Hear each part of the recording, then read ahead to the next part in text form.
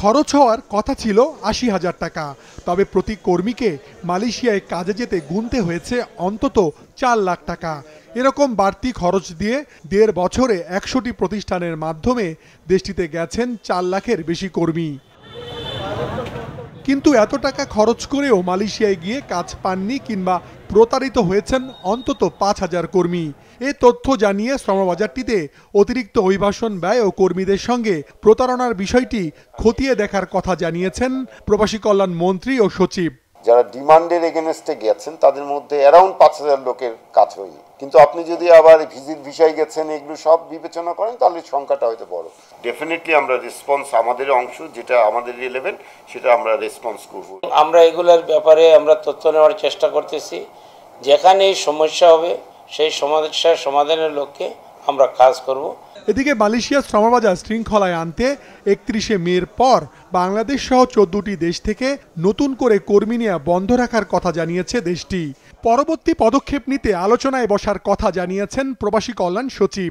Already মালয়েশিয়াতে আমাদের এমবাসির মাধ্যমে চিঠি পাঠিয়েছি, আমরা ওয়ার্কিং গ্রুপের সভা করতে চাই এবং ওনারাও এজেন্ডা ঠিক করছেন, আমরাও এজেন্ডা ঠিক করাতে হাত দিয়েছি। সিন্ডিকেটের কথা সেটা একটা ইস্যু হতে পারে।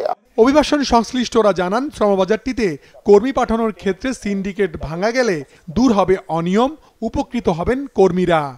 ওয়ালটন এসিতে ইনস্টলেশন একদম ফ্রি।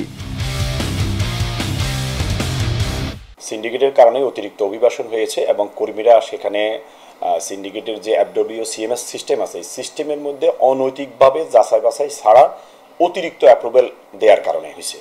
তো এই কারণে কর্মীরা সেখানে এখন কাজ পাচ্ছে না, বেতন পাচ্ছে না, এই প্রবলেমটা হচ্ছে। এবং এই সংখ্যাটা কোনোভাবেই ৫,০০০ হবে এটা বলার কোনো সুযোগ নেই, কারণ যে সকল কর্মী প্রবলেমে পড়ে তারা কিন্তু আপনার সকলে কিন্তু এমবাসিতে আসে না। এটা 10 to 20% হয়তো এমবাসি আসে।